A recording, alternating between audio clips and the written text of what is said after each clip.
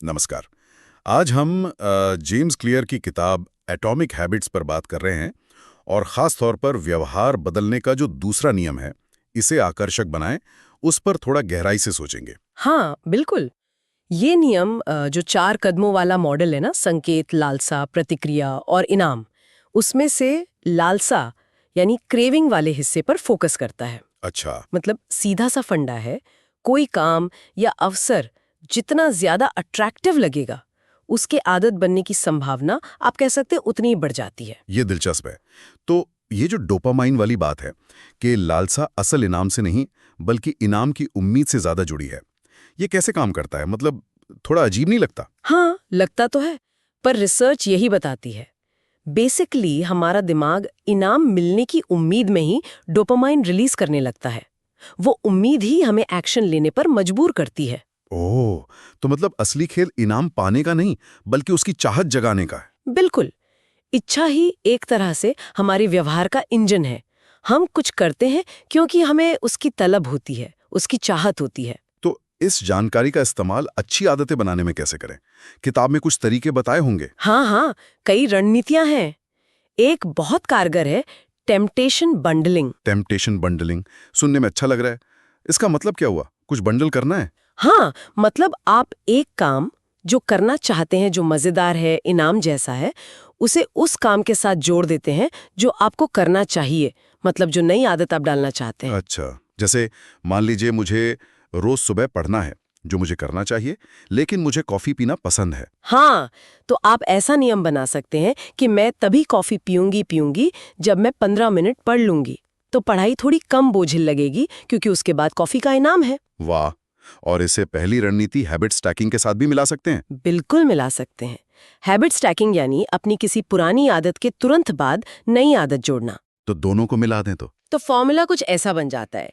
1, मेरी पुरानी आदत के बाद मैं वो जरूरी आदत करूंगा या करूंगी। 2, वो जरूरी आदत करने के बाद मैं वो आदत करूंगी जो मुझे पसंद है। एक उदाहरण देंगे। जरूर।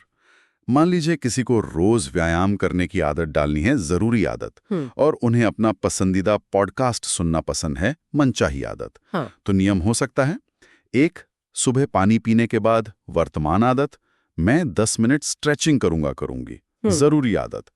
2, स्ट्रेचिंग करने के तुरंत बाद मैं अपना पॉडकास्ट सुनूंगी, मनचाही आदत। हाँ, ये तो काफी प्रैक्टिकल लग रहा है। इससे वो जरूरी काम मतलब स्ट्रेचिंग उबाऊ नहीं लगेगा। सही कहा। अच्छा, ये तो हो गई व्यक्तिगत इच्छा की बात। लेकिन क्या हमारे आसपास के लोग, हमारा माहौल, वो भी असर डालता है? किताब में इसका जिक्र है। हाँ, बहुत ज्यादा। सामाजिक माहौल का बहुत बड़ा रोल है। किताब बताती है कि हम अक्सर 3 तरह के समूहों की नकल करते हैं। कौन कौन से? एक तो हमारे करीबी लोग, परिवार, दोस्त। हम्म। दूसरा बहुमत, मतलब ज्यादातर लोग जो कर रहे होते हैं हम भी वही करने लगते हैं। हाँ, ये तो होता है।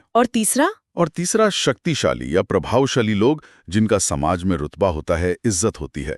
तो अगर हम ऐसे ग्रुप का हिस्सा बन जाएं जहां हमारी मनचाही आदतें नॉर्मल मानी जाती हों, तो उन्हें अपनाना बहुत आसान और आकर्षक हो जाता है। समझ गया। मतलब अगर मेरे सारे दोस्त रोज सुबह दौड़ने जाते हैं तो मेरे लिए भी जाना ज्यादा आसान और शायद आकर्षक होगा। बिल्कुल, फिट रहने का माहौल बन जाता है। और ये मानसिकता बदलने वाली बात कि आदत को देखने का नजरिया बदलो, वो कैसे काम करती है? हाँ, ये भी बहुत जरूरी है।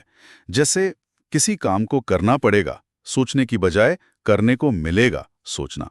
मतलब व्यायाम को सजा नहीं बल्कि सेहतमंद रहने का एक मौका समझना। सही है। Positive framing. हाँ, पॉजिटिव फ्रेमिंग। आदतों को अच्छी भावनाओं से जोड़ना, उनके फायदों पर ध्यान देना, ये सब उसे आकर्षक बनाता है। एक और तरीका है प्रेरणा अनुष्ठान बनाना। प्रेरणा अनुष्ठान वो क्या होता है?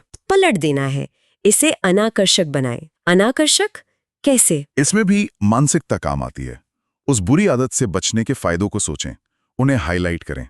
जैसे किताब में एलन कार की स्मोकिंग छोड़ने वाली मेथड का जिक्र है। हाँ, सुना है मैंने उसके बारे में। वो किताब स्मोकिंग को ग्लैमरस दिखाने की बजाय ये बताती है कि यह कैसे नुकसानदायक है और छोड़ने के क्या फायदे हैं। मतलब वो स्मोकिंग को अनाकर्षक बना देती है। तो बुरी आदत के नेगेटिव पहलुओं पर फोकस करना। बिल्कुल, उसे नकारात्मक भावनाओं से जोड़ना, सोचना कि ये आदत आपको आपके लक्ष्यों तक पहुंचने से कैसे रोक रही है। तो अगर हम पूरी बात को समेटें तो ये दूसरा नियम इसे आकर्षक बनाए बाकी 3 नियमों के साथ मिलकर काम करता है। पहला, इसे स्पष्ट बनाए, तीसरा, इसे आसान बनाए और चौथा, इसे संतोषजनक बनाए। एकदम सही। ये दूसरा नियम पक्का करता है कि जब संकेत मिले तो काम करने की इच्छा, वो लालसा पैदा हो। चारों नियम मिलकर ही व्यवहार बदलने का पूरा सिस्टम बनाते हैं। तो इस सब जानकारी का मतलब क्या निकलता है हमारे लिए? यही कि हम सिर्फ विल पावर या इच्छा शक्ति के भरोसे ना रहें, बल्कि अपनी आदतों के डिजाइन को बदलें, उन्हें ज्यादा या कम आकर्षक बनाकर कंट्रोल करें। हाँ, बिल्कुल। हम अपनी आदतों के आर्किटेक्ट बन सकते हैं। हम माहौल और अपनी सोच को बदलकर अपनी इच्छाओं को दिशा दे सकते हैं। और अंत में सोचने के लिए एक सवाल छोड़ा जा सकता है कि ऐसी कौन सी आदत है जिसे कोई बदलना चाहेगा? हाँ, और उस आदत को ज्यादा या कम आकर्षक बनाने के लिए आज हमने जिन तरीकों पर बात की, उनमें से किसका इस्तेमाल किया जा सकता है? ये सोचना दिलचस्प होगा कि हमारी भावनाएं, आदतों के प्रति हमारा नजरिया, हमारे एक्शन को कितना कंट्रोल करता है।